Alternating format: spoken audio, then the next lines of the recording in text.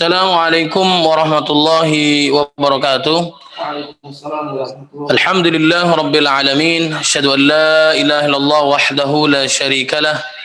Wa asyhadu anna Muhammadan abduhu wa rasuluh. Allahumma salli wa sallim wa barik ala sayyidina Muhammadin wa ala alihi wa ashabihi wa insyaallahu man tabi'ahu bi ihsanin ila yaumiddin. Rabbi a'udzu bika min hamazatis syayatin wa a'udzu bika rabbi ay yahdurun amma ba'd. Faqala Allah Ta'ala fil Qur'anil Karim a'udzu billahi minasy syaithanir rajim. Bismillahirrahmanirrahim. Ya ayyuhalladzina amanu taqullaha haqqa tuqatih wa la tamutunna illa wa antum muslimun. وقال الله تعالى في آية أخرى يا أيها الذين آمنوا اتقوا الله وقولوا قولا سديدا يصلح لكم أعمالكم ويغفر لكم ذنوبكم ومن يطع الله ورسوله فقد فاز فوزا عظيما وقال النبي صلى الله عليه وسلم من سلك طريقا يلتمس فيه علما سهل الله له به طريقا إلى الجنة رواه مسلم صدق الله العظيم وصدق رسوله النبي الكريم ونحن على ذلك من الشاهدين.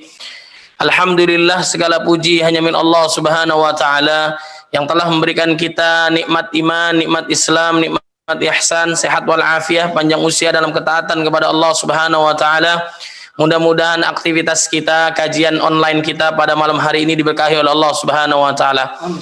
Baik, marilah kita buka kajian online kita dengan bacaan basmalah. Bismillahirrahmanirrahim. Alangkah lebih berkahnya lagi, marilah kita dengarkan, simak kalam ilahi yang dibacakan oleh Al-Ustadz Dr. Haji Abdul A'la Al-Maududi SPP Al-Hafidh. Kepada beliau kami persilakan. Assalamualaikum warahmatullahi wabarakatuh. Assalamualaikum. أعوذ بالله من الشيطان الرجيم. بسم الله الرحمن الرحيم.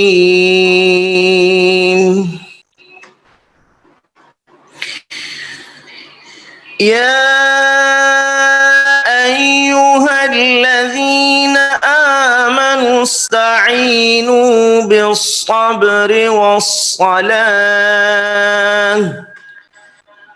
إن الله مع الصابرين. ولا تقولوا لمن يقتل في سبيل الله أموات بل أحياء ولكن لا تشعرون. ولنبلونكم بشيء من الخوف والجوع ونقص من الأموال والأنفس والثمرات وبشر الصابرين الذين إذا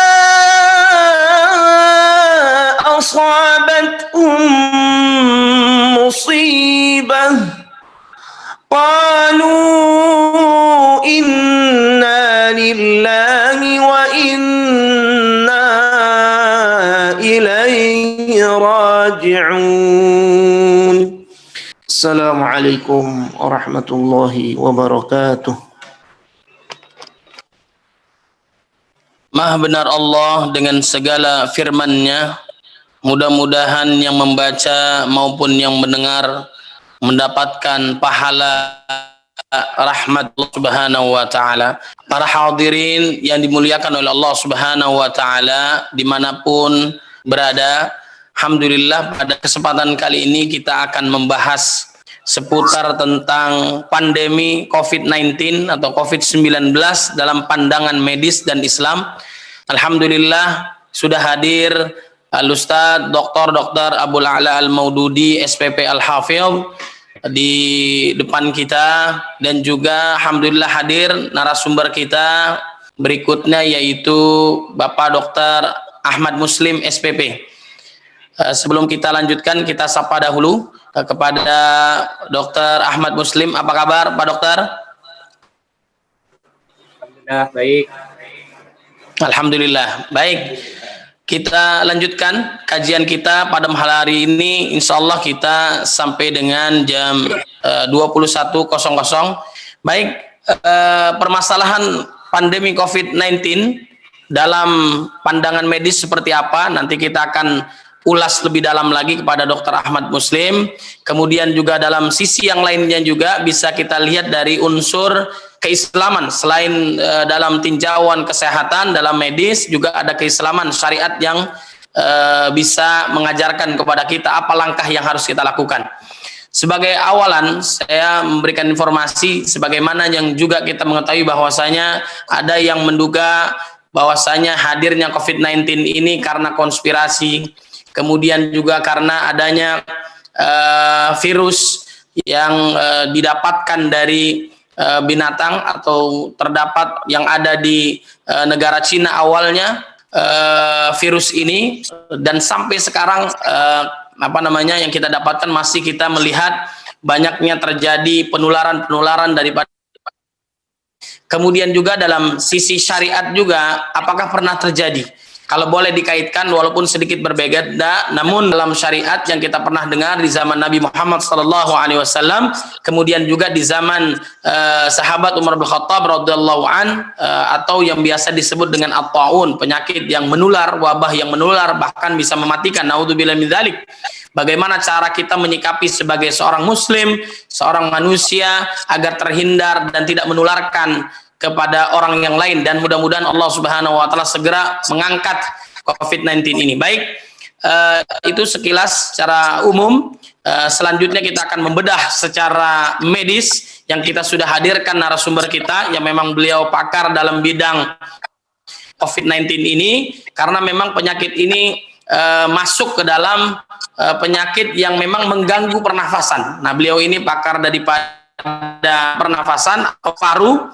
Insya Allah dijelaskan oleh dokter kita, dua narasumber kita, dokter dua-duanya. Kemudian kita hadirkan pula Dr. Ahmad Muslim pada kesempatan malam hari ini. Kepada Dr. Ahmad Muslim, saya persilahkan jelaskan bagaimana tentang COVID-19 yang sampai saat ini belum selesai juga. Kepada Dr. Ahmad kami persilahkan. Bismillahirrahmanirrahim. Assalamualaikum warahmatullahi wabarakatuh. Jadi kurang lebih ada 6 bulan, kurang lebih dunia sudah dinyatakan dalam masa pandemi terutama oleh WHO. Nah, sebenarnya COVID-19 ini bukan hal yang sebenarnya harus kita terlalu halo maaf putus. Ya. Jadi pertama, jika kita berbicara tentang COVID-19 ini, kita sebenarnya sudah tentunya banyak mendapat informasi ataupun literatur tentang COVID-19 ini. Selama hal ini terjadi sudah kurang lebih 6 bulan sejak ditetapkannya oleh WHO. Ini mungkin sudah sebulan ke-7 seingat saya, sejak WHO menetapkan bahwa COVID-19 ini merupakan suatu pandemi yang harus mendapat perhatian di seluruh dunia. Kemudian COVID-19 ini, saya bercerita tentang asal-muasalnya dulu ya. COVID-19 ini sebenarnya merupakan suatu virus corona atau beta coronavirus yang sebenarnya bukan virus yang baru, namun virus ini ternyata kurang diketahui dengan jelas mengapa, itu ternyata sangat mudah terinfeksi di kalangan manusia. Hal ini pertama kali ditemukan di Cina, di Wuhan, sehingga awal katanya, istilah untuk COVID-19 itu adalah Wuhan novel coronavirus. Namun untuk menghindari stigmatisasi daerah, stigmatisasi rasial, sehingga Wuhan nCoV-19 tersebut diganti menjadi COVID-19. Nah, sekarang terutama yang kita sudah mengalami 7 bulan social distancing, kita sudah mengalami menjalankan PSBB, awalnya diketatkan, dilonggarkan lagi, ini dengar-dengar mau diketatkan lagi, banyak yang muncul di pikiran atau benak masyarakat. Pertama, apakah benar COVID-19 ini konspirasi, seperti yang tadi disebutkan oleh Dr. Said Kutub tadi, kemudian apa yang harus kita lakukan terkait itu? Yang pertama adalah yang saya ingin jelaskan bahwa virus ini itu benar adanya, bahwa virus ini merupakan suatu virus yang bermutasi dari awalnya dari hewan sehingga bisa menyebar ataupun menginfeksi manusia. Kadang-kadang virus COVID-19 ini mirip misalnya dengan rasialisme. Kita tidak akan merasa bahwa atau kita tidak akan menyatakan bahwa itu ada, kadang-kadang sampai kita melihat virus tersebut ada, atau efek yang ditimbulkan virus itu ada di depan mata. Misalnya kita tidak percaya bahwa di negara-negara Eropa masih ada rasisme, namun ternyata terjadi. Begitu halnya dengan COVID-19 ini, kita tidak akan betul-betul mempercayainya sampai kita sendiri berada di garda terdepan, misalnya yang melihat langsung efek yang ditimbulkan oleh virus tersebut. Lalu terkait dengan pandemi ini sebenarnya bukan hal yang baru. Pandemi ini di abad ke-21 ini memang mungkin sudah berulang kali dari awalnya, mungkin di abad ke-21 ini pernah kita ada SARS ya, SARS di Cina sekitar tahun 2002-2003, lalu ada MERS-CoV, Middle East Respiratory itu di Timur Tengah dengan vektor berupa unta. Kemudian sebelum-sebelumnya, waktu di abad 20, awal abad ke-20 itu ada yang lebih besar lagi, yaitu Spanish flu. Itu sekitar awal abad ke-20, sekitar 1912, itu yang menelan korban ataupun angka kematian yang sangat lebih tinggi dibandingkan COVID-19 ini. Namun ini bukan berarti untuk informasi ini bukan untuk menakut-nakuti, namun kita harus berada di tengah-tengah, yaitu antara dan mungkin Ustadz lebih paham ya, bahwa seorang muslim itu baiknya berada di antara kedua sifat, yaitu di antara sifat terlalu takut ataupun paranoid dan berada di antara sifat yang tidak menganggap remeh ataupun sombong terhadap hal itu. Jadi sebisa mungkin kita berada pada sikap yang moderat dalam menanggapi virus tersebut. Mungkin sekian dulu, Ustadz. Baik, terima kasih kepada Dr. Ahmad yang telah mengulas tentang awal mula daripada COVID-19.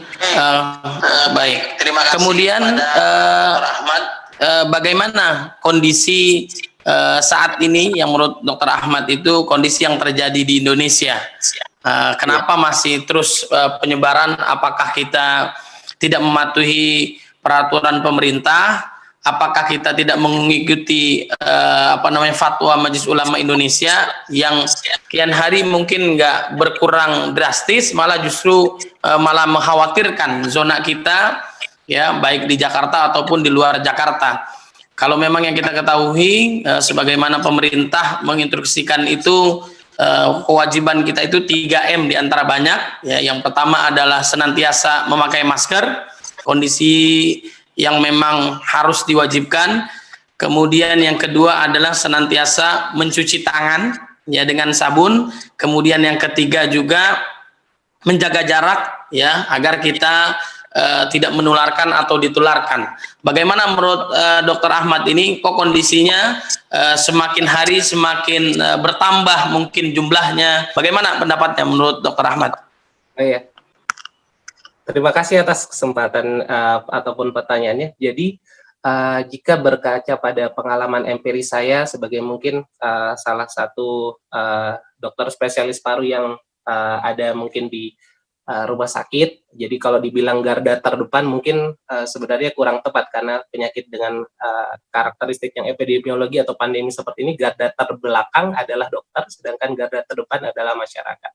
Jadi penanganan COVID ini harus bersama-sama dengan masyarakat sebagai dan juga pemerintah tentunya sebagai tulang punggungnya. Kami, Dr. Abul dan juga saya mungkin hanya sebagai orang yang boleh dibilang tidak bisa berbuat terlalu banyak selain daripada menerima ataupun mungkin sedikit mengedukasi masyarakat terkait itu. Nah, tentang COVID-19 ini, sekitar bulan Mei sampai Juni kemarin, waktu PSBB masih ketat, lumayan ketat diterapkan di daerah Jakarta itu, alhamdulillah saya itu cuma menerima sekitar 1-2 pasien tiap harinya yang datang ke IGD. Sisanya mungkin klinisnya ringan, bagus. Jadi boleh dibilang dalam sekitar antara bulan Mei sampai Juni itu pas waktu puasa itu sesuai dengan kurva yang dikeluarkan oleh pemerintah Provinsi DKI Jakarta itu memang menurun. Namun ternyata masuk ke bulan Juli ataupun sampai akhir-akhir ini kurvanya ini mulai naik lagi. Mungkin karena mungkin ada salah satu faktor dari budaya kita ya, yaitu budaya mudik ya.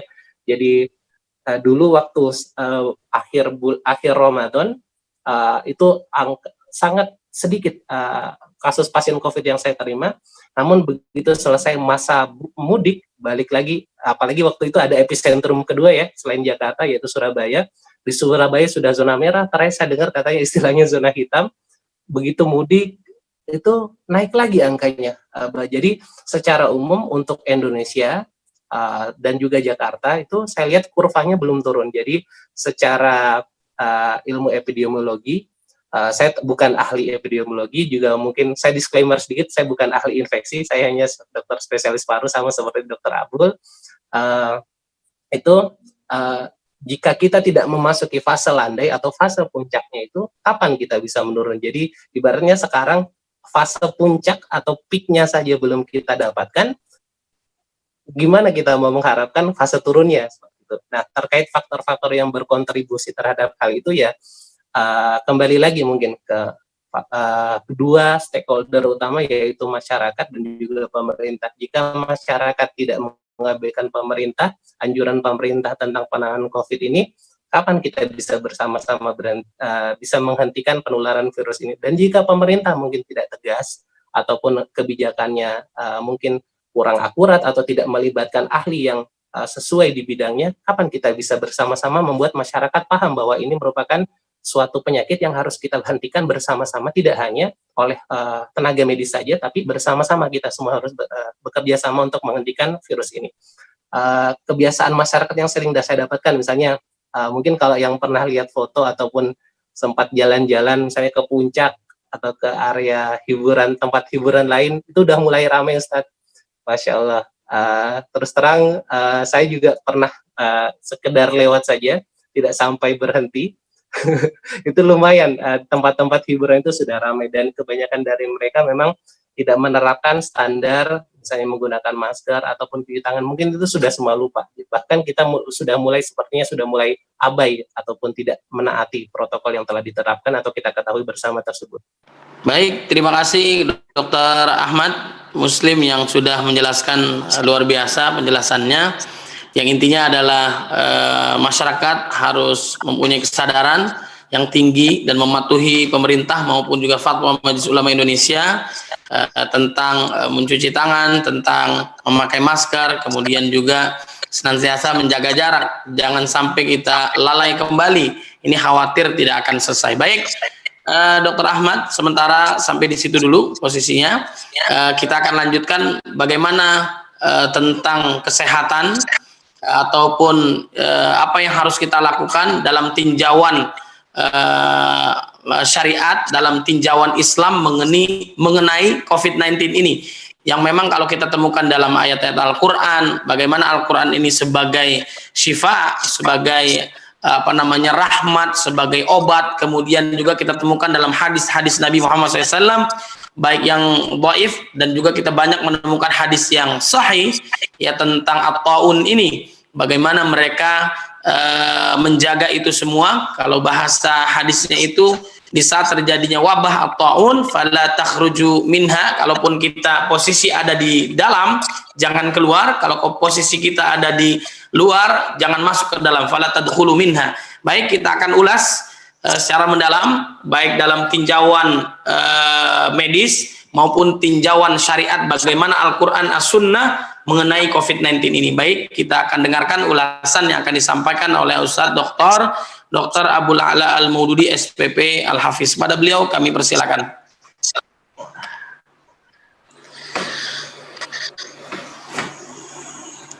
Bismillahirrahmanirrahim. Assalamualaikum warahmatullahi wabarakatuh. Waalaikumsalam warahmatullahi wabarakatuh. Kita santai aja ya. Alhamdulillah nih saya bisa berjumpa meski melalui virtual dengan Dr. Ahmad Muslim yang waktunya sangat sibuk sekali. Alhamdulillah beliau bisa mampir di channel YouTube kami. Jadi ini adalah perdana kami meluncurkan Dr. Abul Official dan Said Kutub Official. Alhamdulillah minta pada Allah Subhanahu wa taala dengan kunut nazilah, perlindungan pada Allah Subhanahu wa taala yang sering kita baca dalam salat-salat kita.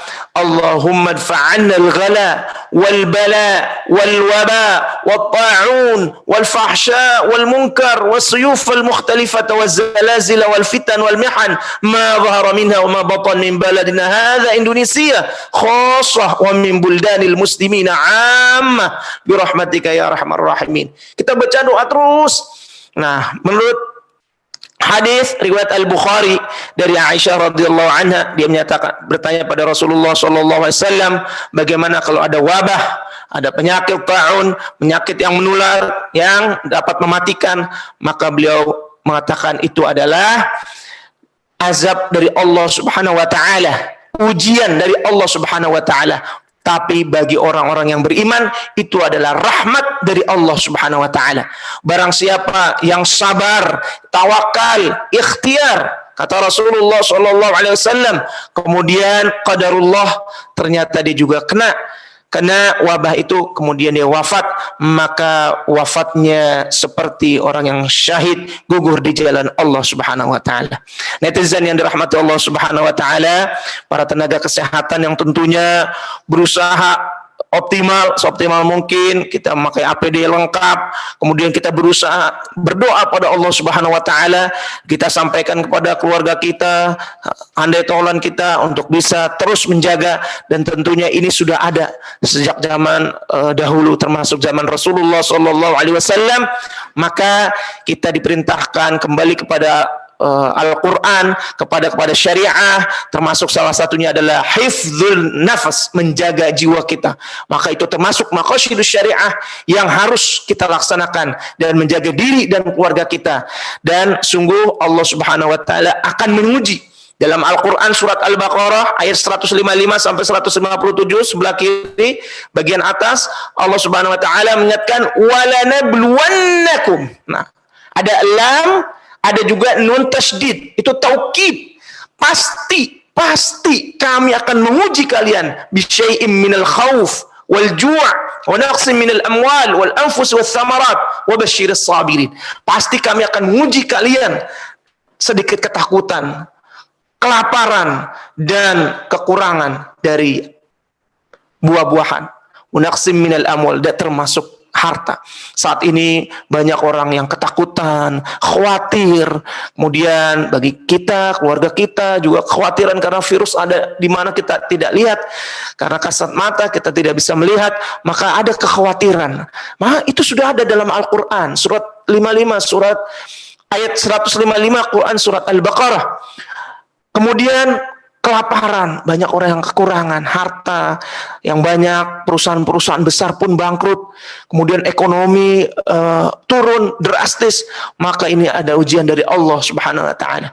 Tapi Allah mengatakan wabasyiris sabirin, berilah kabar gembira bagi orang-orang yang sabar. Siapa orang yang sabar? Alladzina idza asabatum musibah qalu inna lillahi wa inna ilaihi rajiun.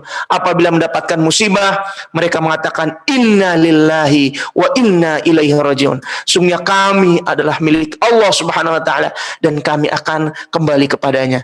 Ulaika alaihim shalawatum min rabbihim wa rahmah wa ulaika humul muhtadun. Mereka adalah orang yang mendapatkan rahmat dari Allah Subhanahu wa taala, dan termasuk mereka mendapatkan petunjuk dari Allah Subhanahu wa taala. Nah, netizen yang dirahmati Allah Subhanahu wa taala, dan semua kita berusaha seoptimal mungkin ikhtiar dan sudah sangat banyak sekali tenaga kesehatan yang sudah berguguran. Mudah-mudahan kita doakan termasuk min husnil khatimah, dan mudah-mudahan insyaallah mendapatkan pahala seperti gugur di jalan Allah Subhanahu wa taala. Dan mungkin itu saja dulu. Saya kembalikan kepada Dr. Said Qutb hafizahullah taala. Tafadhal. Jazakumullah khairul jaza kepada Ustaz Dr. Abdul A'la Al-Maududi SPP Al-Hafidh atas penjelasan yang luar biasa, jelas, rinci, detail. Kita bagaimana mendapatkan informasi yang kekinian, kemudian juga bagaimana sikap seorang muslim dalam menjaga agamanya, menjaga kesehatannya, dan menjaga dirinya dari perbuatan yang dilarang oleh Allah Subhanahu wa taala. Para jamaah yang dimuliakan oleh Allah Subhanahu wa taala, dan yang menjadi pertanyaan kita adalah bagaimana sikap seorang muslim menghadapi pandemi COVID-19 seperti ini, dari segi ekonomi, dari segi pendidikan, dari segi kesehatan. Bagaimana kita menanggapi hal ini sebagai seorang muslim? Bagaimana dengan takdir Allah Subhanahu wa taala yang memang ma asaba min musibatin illa biidznillah. Kalau dalam Al-Quran disebutkan tidak ada musibah yang terjadi kecuali dengan izin Allah Subhanahu wa taala. Ma asaba min musibatin fil ardi wala fi anfusikum illa fi kitabim min qabli an nabra'aha inna dzalika 'ala Allah yasir. Itu sudah ada di Lauhil Mahfuz. Bagaimana kita menyikapinya? Kapan ini akan berakhir? Bagaimana sikap seorang muslim menghadapi hal seperti ini? Apakah pasrah atau teruslah berjuang? Kalau kita melihat dalam segi keislaman, bagaimana baginda Nabi Muhammad SAW mengajarkan yang sudah dijelaskan pula. Kemudian juga bagaimana sikap Amirul Mukminin Umar bin Khattab radhiyallahu an menghadapi at-taun, wabah yang sangat mematikan. Beliau sebagaimana yang diajarkan oleh baginda Nabi Muhammad sallallahu alaihi wasallam. Bagi mereka yang berguguran di dalam perjuangan ini, baik tim medis, baik dokter maupun perawat dan sebagainya, baik juga pasien yang sudah ikhtiar menjaga dirinya, memakai masker, kemudian juga mereka yang mencuci tangannya dengan rajin, bahkan orang Islam juga dengan wudhunya, kemudian juga menjaga dirinya tidak datang keramaian kecuali yang memang itu sudah kemestian dan seterusnya. Akan tetapi dia tetap mendapatkan penyakit itu, kemudian juga dia berharap ampunan dari Allah, dan dia berharap rela berharap ridho Allah Subhanahu wa taala dan ikhlas menjalankannya, ataupun nanti saatnya dia wafat juga, maka disebut oleh baginda Nabi Muhammad SAW sebagai orang yang syahid di jalan Allah Subhanahu wa taala. Kita doakan kepada para dokter yang berjuang di garda terdepan agar diberikan keikhlasan,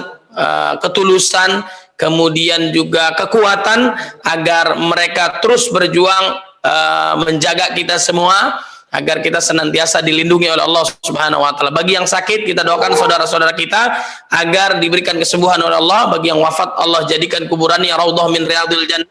Dan diajarkan oleh Nabi, bagi mereka yang tertimpa musibah, kita doakan Allahumma ajrahum fi musibatihim wa akhlif lahum khairan minha. Ya Allah Subhanahu wa taala, gantilah musibah yang ditimpa kepada mereka dengan pahala dari Allah Subhanahu wa taala, ganti dengan yang lebih baik lagi.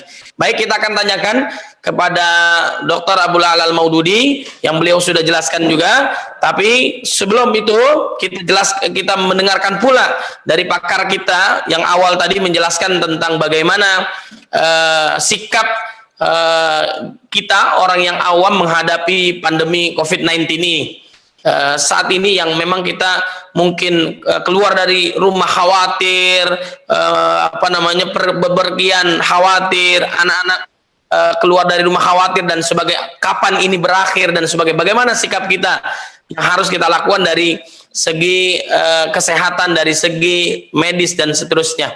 Kepada Dr. Ahmad Muslim mungkin ada tips kepada kita ini agar kiranya kita bisa menjaga diri kita tanpa putus asa dan segera Allah Subhanahu wa taala mengangkat penyakit ini, wabah ini yang sangat membahayakan. Kepada Dr. Ahmad Muslim mungkin bisa dijelaskan kembali tips apa yang harus kita lakukan sehingga kita terlindungi, baik diri kita, keluarga kita, lingkungan kita, dan juga kaum muslimin. Pada Dr. Ahmad kami persilakan. terima kasih. Baiklah. Jadi paling tidak yang secara garis besar yang bisa saya sarankan adalah paling tidak kita menerapkan 4 hal utama. Yang pertama adalah introspeksi diri kita sendiri dulu. Pertama, apakah kita sudah benar-benar menerapkan protokol kesehatan tersebut dalam diri kita sendiri? Jika kita tentunya jika kita sendiri tidak disiplin menggunakan masker, tidak disiplin mencuci tangan, tidak disiplin menjaga jarak, tentunya akan susah untuk mempromosikan hal tersebut kepada anggota keluarga kita. Itu yang pertama. Dan yang kedua adalah sebisa mungkin, karena kita tidak bisa memungkiri bahwa kebutuhan kita di luar tentunya banyak. Namun kita harus membatasi hal-hal yang penting saja yang benar-benar ada urgen, baru kita keluar rumah. Sebelum keluar rumah, pastikan dulu kita ataupun anggota keluarga kita dalam kondisi yang benar-benar fit, benar-benar sehat, baru kita memberanikan diri untuk keluar rumah. Itu untuk aspek pada diri kita sendiri.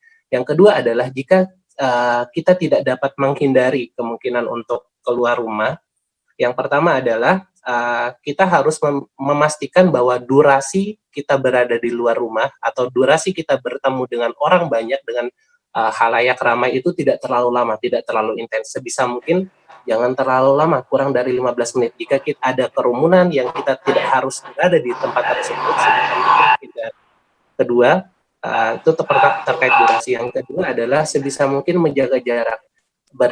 Berdasarkan penelitian yang terbaru, virus COVID-19 ini bisa menular melalui airborne. Artinya, bedanya apa dengan penularan yang droplet? Airborne, potensi penularannya, potensi transmisinya itu lebih tinggi dibandingkan virus yang menular ataupun kuman yang menular lewat droplet saja. 2 meter, 3 meter mungkin belum cukup. Makanya harus ditambah dengan penggunaan masker untuk meningkatkan efisiensi dari droplet ataupun kopi virus yang ada di udara. Sehingga jika kita berada di luar rumah, pastikan orang yang kita dekati menggunakan masker, dan kita sendiri itu menggunakan masker itu dapat menurunkan kemungkinan penularan virus kurang dari 5% setahu saya. Ada yang bilang juga kurang dari 2%. Itu yang kedua. Dan yang ketiga adalah kita selalu mempromosikan ini, memberitahukan ini, mengajak keluarga kita, terutama mengevaluasi diri kita sendiri, bahwa kita benar-benar bisa untuk menerapkan protokol-protokol yang jadi memang benar ada, saya ingat saya dulu ada ahli yang mengatakan bahwa virus ini bukan sprint, bukan lari cepat, tapi maraton. Siapa yang bisa bertahan, siapa yang disiplin untuk menerapkan protokol kesehatan, itulah yang jadi pemenangnya. Seperti yang kita ketahui bahwa semua virus, semua pandemi mungkin baru akan selesai qadarullah itu dengan ikhtiar kita menemukan vaksinnya atau mengupayakan vaksinnya. Jadi vaksinnya itu setahu saya berdasarkan literatur yang data yang terbaru itu baru mungkin keluar tahun depan. Itu pun setelah diuji cobakannya ke manusia ataupun setelah trialnya berhasil, baru bisa diterapkan atau tersedia di pasar. Jadi sampai tersedia virus tersebut, usaha yang bisa kita lakukan tadi udah dibahas oleh Al-Hafiz, bahwa sebaik mungkin usaha yang kita lakukan adalah mengikuti perintah Rasulullah. Jika ada wabah di suatu daerah, sebisa mungkin kita menghindari daerah tersebut, dan orang yang berada di daerah wabah tersebut jangan keluar. Itu mungkin secara eksplisitnya, namun secara implisitnya adalah lebih detailnya lagi berdasarkan keilmuan yang terbaru, mohon diikuti anjuran orang yang lebih ahlinya. Misalnya jika ada pemerintah ataupun orang-orang yang ahli di bidang epidemiologi, ahli di bidang virologi yang berkata dan kompetensi mereka tidak dapat dilakukan lagi, maka sebaiknya hanya mereka lah yang kita dengar. Jangan kita dengarkan orang-orang yang sumber ataupun dasar keilmuannya mungkin tidak kompeten di bidang tersebut. Terima kasih, luar biasa Dr. Ahmad yang menjelaskan kepada kita intinya penyadaran kita, kemudian kita mengingatkan juga yang lain. Lalu mungkin saya tanya sedikit nih Dr. Ahmad, ya, itu bagi kita yang belum terkena, ya, alhamdulillah mudah-mudahan banyak yang disiplin, ya, tapi mungkin ada juga yang nggak disiplin, ya. Tapi bagi mereka yang terkapar, bagaimana sikap kita? Ya, mereka yang sudah terkapar atau ada keluarganya, ada saudaranya, yang bahkan juga mungkin dia sudah terindikasi COVID-19 positif, ya, malah menghindar. Bahkan ada kalau kita temukan di warga, ya, yang tidak mau dites secara rapid test atau swab dan sebagainya karena menghindari khawatir nanti malah dipinggirkan oleh orang lain, mungkin dibully atau khawatir-khawatir yang lain. Bagaimana sikap kita ini, baik untuk yang sudah terkena atau kita melihat saudara-saudara kita yang terkena musibah ini? Bagaimana sikap kita dari segi medis? Bagaimana, Pak Dokter? Jadi untuk keluarga ataupun mungkin saja diri kita sendiri yang sudah terkena, yang pertama tentu bertawakal kepada Allah Subhanahu Wa Taala, itu wajib tentunya. Dan yang kedua adalah menyerahkan urusan itu pada ahlinya. Jadi jika ada suspek ataupun terduga mempunyai pasien ataupun seseorang yang mempunyai gejala COVID-19 dan memang ternyata telah terbukti, bahwa mohon diserahkan urusan tersebut, pengobatan tersebut kepada ahlinya, kepada dokter ataupun jika jika gejalanya ringan dan misalnya tidak mau ke dokter dengan entah karena alasan apapun, berarti hanya satu pilihannya. Jika tidak mau dirawat atau gimana, namun gejalanya ringan, sekali lagi saya tekankan gejala ringan atau bahkan mungkin tidak bergejala sama sekali, itu boleh tidak ke rumah sakit, tapi ke rumah sendiri, di kamar sendiri, tidak kemana-mana. Menerapkan isolasi mandiri, disiplin menerapkan isolasi mandiri dengan protokol yang mungkin bisa dicari di media yang terkait ataupun informasi yang sahih terkait hal itu. Namun intinya bahwa sampai virus ini bisa ditemukan obat yang betul-betul definitif dapat mengatasi virus tersebut, maka yang terbaik adalah memang isolasi. Jadi terutama untuk pasien dengan gejala ringan, sebaiknya memang menerapkan isolasi mandiri di rumah. Nah, terkait dengan keluarga, ada beberapa hal yang patut kita jadikan perhatian, yaitu stigmatisasi ataupun stigma negatif di kalangan masyarakat. Jadi sekali lagi kita tegaskan bahwa COVID ini bukan aib. COVID ini adalah penyakit. COVID ini mungkin saja musibah, bisa jadi juga ujian. Jadi tinggal bagaimana kita menyikapinya. Jadi jika ada keluarga ataupun diri kita sendiri menderita COVID-19 tersebut, maka jaga kondisi mental kita, tetap berusaha berobat, tentunya dengan bertawakal kepada Allah, dan sebisa mungkin masyarakat ataupun keluarga itu jangan memberikan cap negatif. Bahkan seharusnya orang yang sakit itu malah disupport, dalam artian tidak harus kita berada di dekatnya, namun memberikan support moral, mungkin dengan melalui media sosial mungkin, ataupun bahkan memberikan support dalam bentuk material, misalnya memberikan makanan atau hal-hal yang dapat membantu orang yang sedang sakit. Terkait dengan isolasi, berdasarkan penelitian terbaru dan juga kita sudah ada revisi dari Kementerian Kesehatan terbaru, itu menyarankan bahwa paling tidak orang yang terkena COVID-19 itu melakukan isolasi minimal selama 10 hari atau idealnya selama kurang lebih 2 minggu. Jadi jika telah menjalankan, dan sekarang juga setahu saya untuk follow up pada kondisi klinis yang ringan ataupun sedang, mungkin tidak membutuhkan swab lagi ya. Jadi cukup berdasarkan klinis, jika 3 hari tidak ada keluhan ataupun keluhannya sangat ringan, itu tidak perlu dilakukan follow up untuk swab untuk swab ulang. Terima kasih pada Dr. Ahmad yang telah menjelaskan begitu gamblangnya untuk kita mengetahui, dan yang paling penting adalah kita aplikasikan hal itu, karena memang ini juga pernah terjadi di zaman baginda Nabi Muhammad SAW dan di zaman Amirul Mukminin Umar bin Khattab radhiyallahu an, yang pada hakikatnya adalah isolasi mandiri, social distancing, physical distancing dan sebagainya, itu dilakukan oleh dan diperintahkan oleh baginda Nabi Muhammad SAW.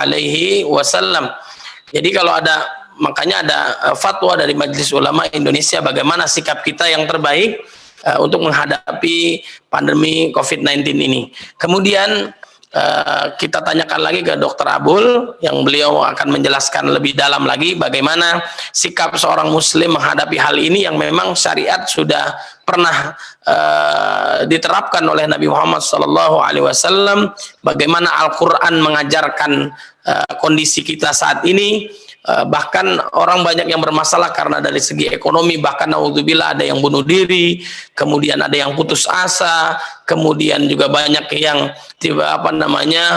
mengutuk daripada ujian yang Allah berikan kepada mereka. Walaupun memang kita mendapatkan kutipan dari hadis Nabi Muhammad SAW yang sahih bahwa wabah terjadi itu diberikan oleh Allah Subhanahu wa taala adalah sebagai ujian bagi orang-orang beriman. Kemudian bagi orang yang lalai, orang maksiat, orang yang mengingkari ayat Allah dan sunnah Nabi Muhammad SAW, ini bahkan naudzubillahi min dzalik, ya, ini azab dari Allah Subhanahu wa taala. Selama mereka beriman kepada Allah, dia menyikapinya juga dengan secara husnuzon, baik sangka kepada Allah Subhanahu wa taala. Tadi sudah dibacakan oleh dokter kita di awal, orang-orang beriman beritakan kabar gembira kepada mereka, wabasyiris sabirin alladzina idza asabatuhum musibah qalu inna lillahi wa inna ilaihi rajiun ulaika alaihim salawatu min rabbihim wa rahmah wa ulaika humul muhtadun. Mereka lah yang dirahmati Allah karena sabarnya. Mereka lah yang mendapatkan hidayah Allah karena sabarnya. Mudah-mudahan diganti dengan yang lebih baik lagi oleh Allah Subhanahu wa taala. Baik, kita tanyakan kepada Dr. Abul tentang bagaimana seorang muslim menyikapi hal ini, dan juga adakah di ayat-ayat Al-Qur'an, adakah di hadis Nabi Muhammad SAW agar kita mengimaninya, kemudian kita mengaplikasikannya agar kita mendapatkan jalan keluar yang terbaik yang diajarkan oleh baginda Nabi Muhammad SAW. Ya, baik, terima kasih banyak Dr. Said Kutub. Ya, netizen yang dirahmati Allah Subhanahu wa taala, Al-Qur'an di dalam surat Asy-Syura, surat ke-42 ayat 30 sebelah kiri paling bawah, Allah berfirman, A'udzubillahi minasyaitonir rajim, "Wa ma asabakum min musibatin fabima kasabat aydikum wa ya'fu an katsir." Asy-Syura 42 ayat 30. Tidak ada musibah yang menimpa dirimu kecuali karena sebab tangan-tanganmu, dan Allah mengampuni. Segala kesalahan kita, segala kekeliruan kita, atau bahkan kekhilafan kita, itu bisa menyebabkan datangnya musibah. Dan musibah itu sudah ditulis di Lauhul Mahfuz. Sebagaimana Al-Quran, surat Al-Hadid, surat ke-57, ayat 22-23, sebelah kiri paling bawah, Allah berfirman, "Ma asaba min musibatin fil ardi wala fi anfusikum illa fi kitabim min qabli an nabra'aha inna dzalika 'ala Allah yasir likay la ta'saw 'ala ma fatakum wa la tafrahu bima atakum wallahu la yuhibbu kulla mukhtalin fakhur." Musibah yang menimpa kamu, menimpa dirimu, yang ada menimpa di muka bumi, dan yang ada menimpa kamu, itu sudah ditulis di Lauhul Mahfuz oleh Allah Subhanahu wa taala. Itu sangat mudah bagi Allah agar kita tidak terlalu suka dan tidak terlalu berduka, tidak juga sombong dan congkak, karena sungguhnya kita di sisi Allah Subhanahu wa taala kecil. Allahu Akbar, Allah Maha Besar, Allah Maha segala-galanya. Maka kita berusaha dengan ada COVID-19, kita terus berusaha ikhtiar, qadarullah. Semua yang terjadi memang sudah dari dalam Lauhul Mahfuz oleh Allah Subhanahu wa taala. Allah Maha segala-galanya, Allah Maha dahsyat, dan Allah Maha kuasa atas segala sesuatu. Maka dalam perspektif Islam, tadi kami sampaikan maqasidus syariah, salah satunya adalah hifdzun nafas, menjaga diri, menjaga jiwa, agar kita selalu sehat, selalu fit, tidak boleh abai, ya, tetap memakai masker. Kami punya jamaah, saya ceramah di satu tempat, itu banyak yang nggak pakai masker, padahal dia seorang kiai, seorang ustadz. Maka karena edukasinya mungkin ada juga yang nekat. Qul la yusibana illa ma kataballahu lana wa maulana wa 'ala Allahi falyatawakkalul mu'minun. Dia mengatakan udah ada musibah ini, semuanya adalah karena Allah Subhanahu wa taala, kita tawakal. Nah, kurang tawakalnya kalau kita tidak ikhtiar. Ikhtiar, tawakal, bersungguh-sungguh kita tetap menjalankan apa yang sudah diinstruksikan oleh pemerintah, mencuci tangan, selalu bersih, dan memang at-tahuru syatrul iman, kebersihan sudah bagian dari iman. Kemudian kita memakai masker untuk proteksi kita, keluarga kita, dan kawan kita, keluarga kita, dan semua. Kemudian kita menjaga jarak. Nah, kita berusaha seoptimal mungkin, tetap insya Allah Allah akan berikan jalan keluar. Meskipun kita sudah kesulitan, kita penuh dengan kekhawatiran bagi tenaga kesehatan yang memang sudah banyak yang berjatuhan, insya Allah Allah berikan kesabaran, keluarga yang ditinggalkan diberikan kesabaran, ketabahan, dan insya Allah kita semuanya akan kembali kepada Allah Subhanahu Wa Taala, dan kita niatkan karena Allah, mudah-mudahan menjadi ibadah dan menjadi orang yang gugur di jalan Allah Subhanahu Wa Taala. Dan tentunya bagi kami, sahabat-sahabat kami, teman sejawat kami, terutama di Rumah Sakit Persahabatan tempat kami menimba ilmu, banyak sekali kami mendapatkan ilmu. Mudah-mudahan mereka semuanya diberikan kesehatan, diberikan kesabaran, dan diberikan oleh Allah Subhanahu Wa Taala kekuatan. Dan tentunya para guru-guru kami, guru besar kami, para profesor, para doktor, para PhD, dan semua para KPS, kami mengucapkan terima kasih atas seluruh bimbingan dan seluruh ilmu yang telah diberikan kepada kami. Mudah-mudahan insya Allah Allah Subhanahu Wa Taala akan berikan ganjaran yang berlipat ganda, dan kita semuanya diberikan kesehatan, keluarga kita semuanya. Kita berdoa dengan doa yang kita lantunkan, Allahumma inna hadzal marad jundun min junudik tusibu bihi man tasha' wa tasrifu 'amman tasha'. Allahumma fasrifu 'anna wa 'an buyutina wa 'an ahlina wa azwajina wa dharaina wa biladina wa biladil muslimin fahfazna mimma nakhaf wa nahdhar fa anta khairun hafidha fa anta khairun hafidha fa anta khairun hafidha wa anta arhamur rahimin. Dari saya cukup sekian, mudah-mudahan Allah menjaga kita, dan saya mengucapkan terima kasih banyak pada Dr. Ahmad Muslim. Jangan bosan-bosan, Dok, untuk bergabung bersama kami, memberikan sharing mengenai COVID-19 atau materi-materi lain mengenai kedokteran respirasi. Mudah-mudahan bermanfaat buat kita semua, dan insya Allah kita akan diberikan kesehatan oleh Allah Subhanahu Wa Taala. Dan memang secara patogenesis, kalau kita pelajari ada 3 untuk COVID-19 yang terus berkembang sampai saat ini. Yang pertama memang asimptomatik, yang kedua memang ada upper airway sampai ke zona konduksi, dan yang ketiga sampai kepada hipoksia atau bahkan gambaran ground glass opacity, atau bahkan sampai kepada ARDS, acute respiratory distress syndrome, gagal napas yang nanti membutuhkan ventilator. Kita berusaha, memang 80% pasien asimptomatik atau sampai kepada tahap kedua yang mild, maka kita berusaha untuk bisa menjaga diri kita agar jangan sampai kita terus kepada jatuh pada gagal napas atau ARDS yang membutuhkan ventilator, dan angka survive-nya sangat kecil, dan kita berusaha untuk bisa terus menjaga diri kita, keluarga kita, dan mudah-mudahan insya Allah Allah jaga kita. Fa anta khairun hafidh. Terima kasih semuanya. Saya cukup sekian. Wassalamualaikum warahmatullahi wabarakatuh. Alhamdulillah Rabbil Alamin. Jazakumullah khairal jaza kepada Ustaz Dr. Abul A'la Al-Maududi SPP Al-Hafidh atas penjelasannya. Dan tibalah kita di penghujung acara yang memang sudah sampai di penghujung. Mudah-mudahan setiap langkah kita diberkahi oleh Allah Subhanahu Wa Taala. Sekali lagi juga saya ucapkan terima kasih banyak kepada Dr. Ahmad Muslim SPP yang telah memberikan penjelasannya begitu hebatnya, begitu dahsyatnya. Mudah-mudahan kita bisa aplikasikan keseharian kita, dan kita terus dilindungi oleh Allah Subhanahu Wa Taala. Kemudian juga saya ucapkan terima kasih banyak kepada Ustaz Dr. Abul A'la Maududi SPP Al-Hafiz atas penjelasan dalam segi kedokteran, dalam segi medis, dalam segi syariat, dalam segi Islam dan sebagainya. Dan lagi-lagi ilmu kita dapatkan, kemudian juga yang sangat dahsyat adalah kita amalkan. Baik, sebagai penghujung saya juga mengingatkan, di dalam Al-Quran Allah Subhanahu Wa Taala berfirman dalam surat Al-Anbiya ayat 82, kemudian juga di dalam surat